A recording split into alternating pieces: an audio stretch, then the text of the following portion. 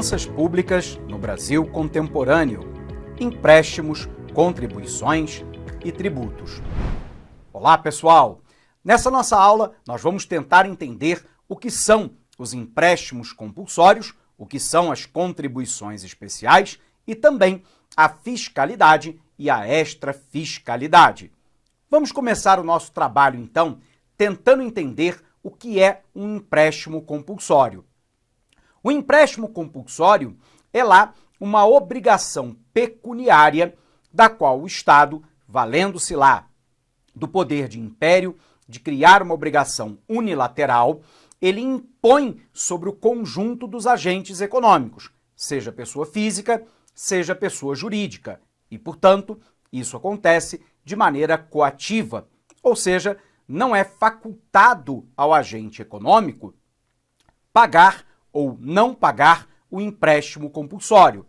Mas a pergunta é, para que serve esse empréstimo compulsório? Esse empréstimo compulsório serve para cobrir gastos extraordinários e emergenciais.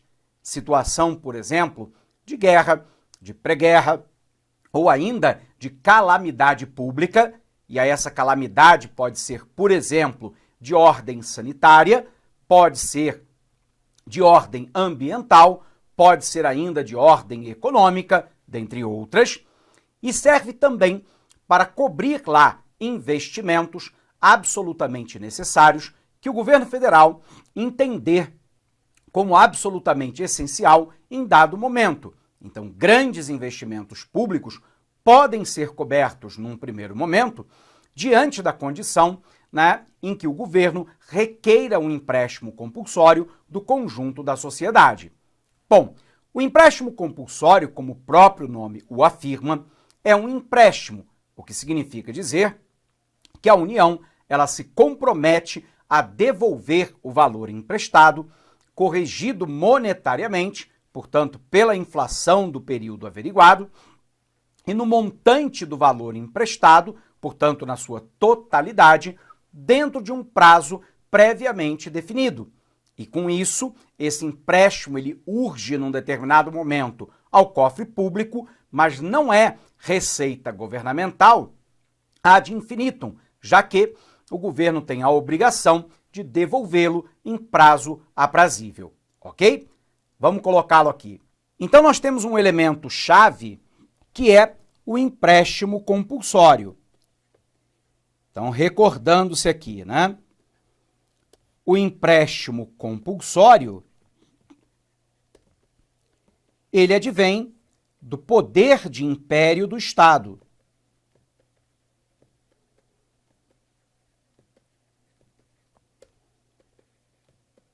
E, portanto, ocorre de forma coativa.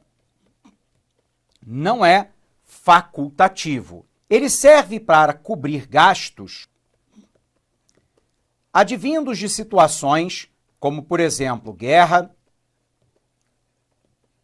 pré-guerra, calamidade pública,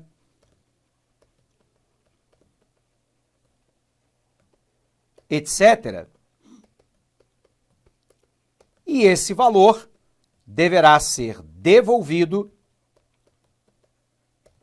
corrigido monetariamente,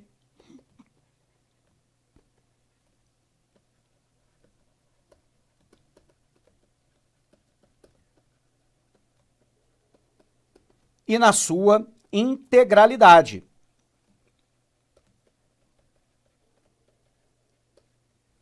Em prazo definido. Isso aqui não é, ou não pode ser, segundo a legislação brasileira, uma receita corrente por parte do Estado que não seja devolvido para o cidadão contribuinte ou a pessoa jurídica. O empréstimo compulsório é para cobrir gastos extraordinários em condição de guerra, pré-guerra, calamidade pública ou inversão num investimento que se mostre absolutamente essencial em dado momento. Portanto, deriva do poder de Estado, do poder de império do Estado, ocorre de forma coativa, tem que ser devolvido, corrigido monetariamente na sua integralidade e em prazo definido. Portanto, embora possa ser um mecanismo de financiamento extraordinário, de despesas extraordinárias, ele não pode se manter ao longo do tempo, não é um tributo que forme uma receita corrente para o governo, ok? Confere aqui então. O que nós temos? Nós temos lá uma condição agora que é a do empréstimo compulsório, que se caracteriza por ser uma exigência pecuniária coativa sobre os contribuintes para sustentar certos gastos circunstanciais, como guerra, calamidade pública ou investimento público, assumindo a União o dever de promover a restituição, ou seja, ao final do período estipulado em lei, o governo deve prover a integral restituição do mesmo aos cidadãos e às firmas. Um outro tópico para a gente ver são as contribuições especiais. E aí nós temos a primeira, que é a contribuição para o financiamento da Seguridade Social. E aqui eu queria lembrar com você que quando a gente fala de Seguridade Social, ela é muito maior do que a Previdência Social. Lembrando que nós temos no Brasil 3 regimes previdenciários no que diz respeito aí a uma previdência pública, não incluindo, claro, os planos de previdência complementar privada, como Vida Gerador de Benefício Livre, o VGBL, ou ainda o Plano de Benefício Livre, o PDBGL. Tudo bem? PDBL, perdão. Plano de Benefício Líquido. Então, observe que quando nós falamos a respeito de plano de previdência, o Brasil tem 3 modelos. O regime geral de previdência social, que é para o trabalhador da iniciativa privada. Do outro, o regime próprio de previdência social, que é dos servidores públicos. E nós temos ainda um regime previdenciário especial, que é para os militares das Forças Armadas. Observe, então, que nós temos uma contribuição que é direcionada à Seguridade Social, que é composta pela Previdência Social, nos 3 modelos que nós falamos, mas também é voltado para a assistência social e para a área de saúde. E, portanto, nós temos uma contribuição que é feita, por exemplo, pela CSLL, que é a Contribuição Social sobre Lucro Líquido. Temos ainda a contribuição que é feita para o INSS, o Instituto Nacional de Seguridade Social, que cuida do pagamento do sistema previdenciário da iniciativa privada. E, portanto, é um modelo que envolve uma primeira condição de contribuição. Lembrando que a característica da contribuição é que ela é um tributo vinculado, ela é um tributo contraprestacional, só que neste caso, pelo uso efetivo de um bem ou serviço colocado à disposição do contribuinte, e nesse caso, o acesso à assistência social, à saúde pública e à previdência social. Bacana? Vem para cá, vamos botar isso no quadro. Então, quando falamos, da contribuição para o financiamento da Seguridade Social, é preciso que você se lembre que toda contribuição é vinculada. Ela é contraprestacional. E, portanto, está previsto uma contrapartida por conta do ente governamental na forma de manutenção da Seguridade Social. Então, a contribuição para a Seguridade Social implica lá, a Previdência, e lembrando que o sistema previdenciário brasileiro, ele é diferenciado pelo menos em 3 categorias, Nós temos o regime geral de previdência social, o regime próprio de previdência social e o regime que envolve os militares das Forças Armadas. Por um outro lado, envolve o financiamento da assistência social e ainda o financiamento da saúde pública. No Brasil, encabeçada pelo SUS, o Sistema Único de Saúde Pública. Portanto, há um tipo de contribuição que, lembrando sempre, é um tributo vinculado contraprestacional.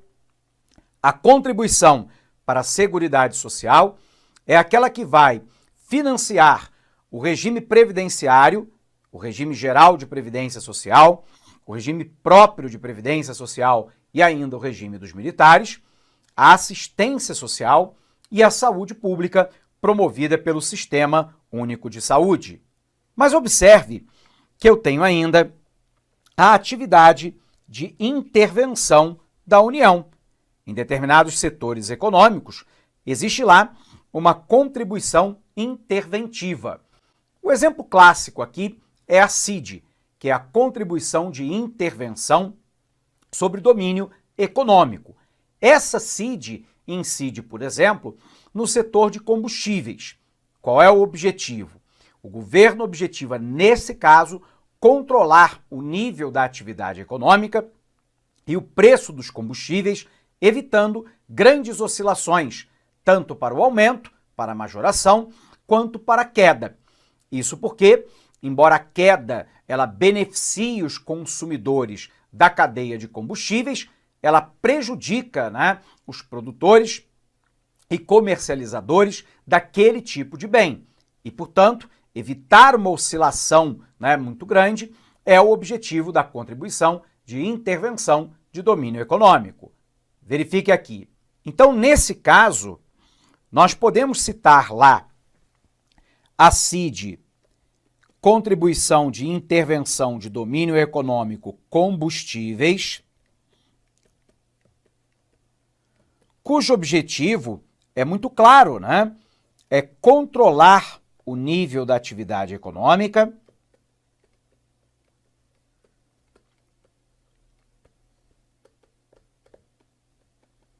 e, ao mesmo tempo,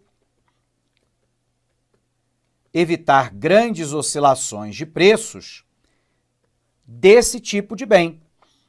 Evitar grandes oscilações de preços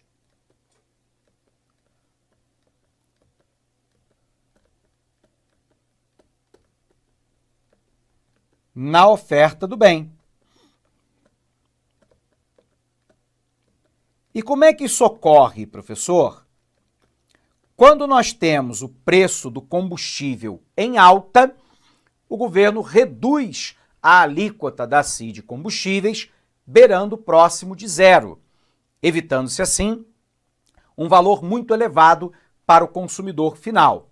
Porém, quando o preço dos combustíveis está muito barato, o governo aumenta o percentual da CID, obviamente definido em lei, evitando-se assim que haja grandes flutuações para mais ou para menos no valor dos combustíveis para o consumidor final. Então nós temos um outro modelo aqui, que é um modelo de intervenção econômica. Observe que aqui o objetivo do governo não é um objetivo arrecadatório. O objetivo é controlar o nível da atividade econômica. E nós vamos ver isso daqui a pouco, quando a gente discutir os critérios da fiscalidade e da extrafiscalidade, ok?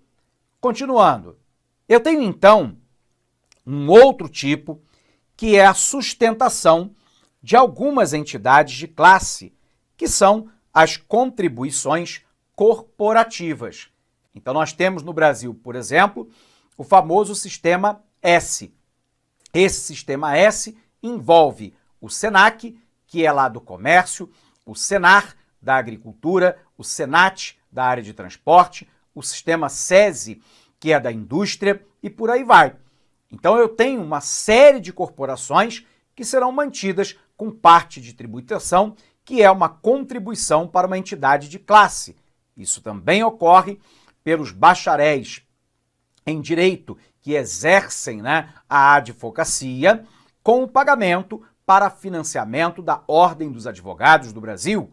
Isso ocorre para este professor que paga lá o COFECOM, que é o Conselho Federal de Economia, através do CORECON, que é o Conselho Regional de Economia. Para o exercício legítimo da atividade, cobra-se uma contribuição de todos aqueles que são formados e que atuam naquela determinada área. Isso é uma contribuição específica para um determinado grupo. Então eu tenho lá a sustentação de algumas entidades de classe, né? Então eu tenho aqui a sustentação de entidades de classe. O exemplo claro aqui, né, é o financiamento do famoso Sistema S, tudo bem? Mas eu tenho também a OAB, a Ordem dos Advogados do Brasil. Eu posso citar o COFECOM, que é o Conselho Federal, né, de Economia. Eu posso citar o CREFITO, que é o Conselho Federal de Fisioterapia, e por aí vai. Então aqui o CORECON, né, Conselho Regional de Economia, só para a gente colocar corretamente. O COFECON, né, que é o federal, e por aí vai. São tributos, né, para sustentação de entidades de classe, ok? Então, voltando, eu tenho finalmente, né, aquelas contribuições de custeio do serviço da iluminação pública. A iluminação pública é um típico bem público puro, que é um bem não excludente. Ou seja, não há nenhum mecanismo economicamente eficiente para se excluir quem quer que seja do consumo desse bem. E, portanto, naturalmente, não há muito desejo dos consumidores em pagarem por esse tipo de serviço, porque pagando ou não, eles poderão usufruir o bem. Para evitar a figura do carona, do free rider, daquele que usufrui do bem, mas não quer pagar por ele, é vinculado em vários municípios do Brasil o pagamento da contribuição de energia elétrica pública ou de iluminação pública, vinculado à conta de energia de todo aquele que tem lá um imóvel qualquer abastecido por energia elétrica. Resultado, você não tem como pagar a conta sem pagar o tributo e vice-versa. Resultado, você diminui muito a figura do carona. A contribuição de iluminação pública é uma contribuição especial que está na categoria de tributo, né? Obrigação pecuniária coativa expressa em moeda nacional, ok? Continuando. Se aprendemos então, né, a questão da contribuição, a gente tem que discutir dois critérios importantes, que são os critérios da fiscalidade e da extrafiscalidade. Primeiro, existem tributos que são claramente com objetivo fiscal. O objetivo fiscal é o objetivo arrecadatório por parte da máquina governamental. Então nós temos uma série de tributos cuja característica é ter fiscalidade. O objetivo é arrecadar recursos para o provimento das atividades do próprio Estado, representada pelo governo. Nesse caso, nós poderíamos incluir o ICMS, que é o Imposto de Circulação de Mercadorias e Serviços, que é o principal imposto estadual. Poderíamos incluir o IPTU, o Imposto Predial e Territorial Urbano, principal tributo municipal. Poderíamos incluir o Imposto de Renda, pessoa física e jurídica, que são dois dos principais tributos da esfera federal. Observe aqui que o objetivo é arrecadatório. Professor, mas todo tributo, ele não arrecada aos cofres públicos o montante devido?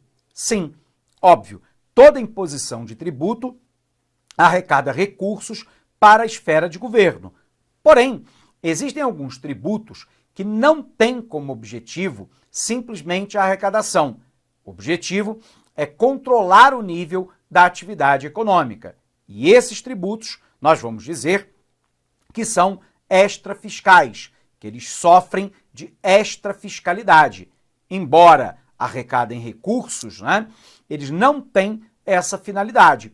Nesse caso, por exemplo, o imposto de importação, qual é o objetivo? Arrecadar recursos? Não.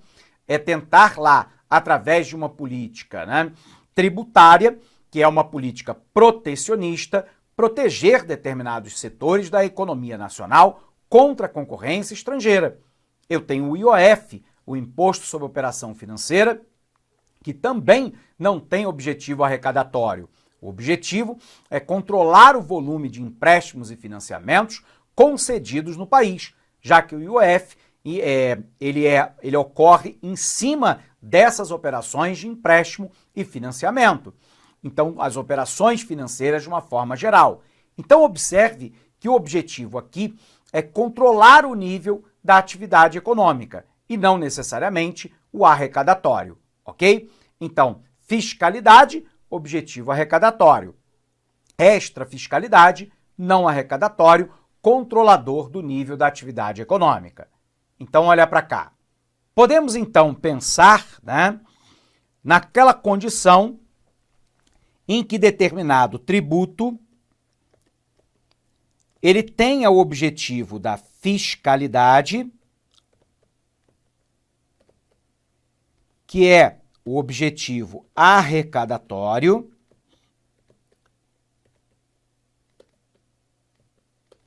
e eu posso ter o critério da extrafiscalidade, cujo objetivo é o controle da atividade econômica.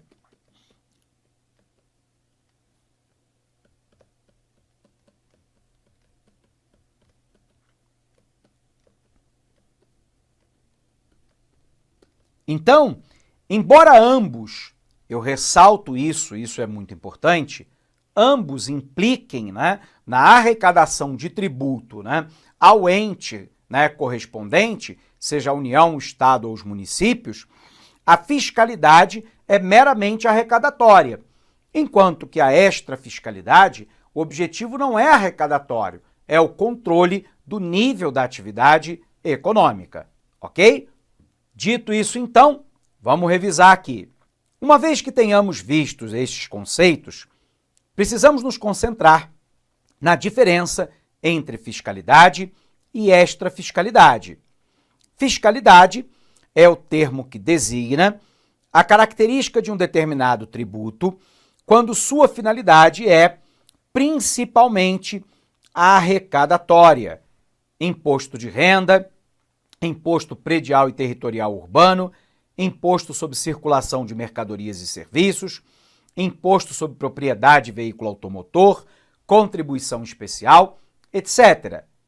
Já no tributo extrafiscal, temos que a sua finalidade é outra que não a arrecadatória. A finalidade, por exemplo, pode ser econômica ou social, é o chamado tributo regulador. Imposto de importação, imposto de exportação, sobre operação financeira, sobre produção industrial, territorial rural, são os exemplos. Do ponto de vista, então, né, da eficiência, o sistema tributário ideal é aquele que consiste numa alocação paretiana ótima de recursos. Seria aquele que não alterasse os preços relativos determinados pelo mercado e, portanto, não influindo nas decisões privadas de produção e de consumo. Então, vamos nos recordar, né? O que seria o ótimo de Pareto ou otimalidade de Pareto, também chamado aí de eficiência econômica. Vilfredo Pareto, matemático e economista italiano, se preocupava como que nós definimos aquilo que é eficiência econômica. E ele chega então àquela famosa máxima. Nós teremos eficiência econômica quando eu não puder alterar a situação de alguém, a não ser em detrimento de outrem.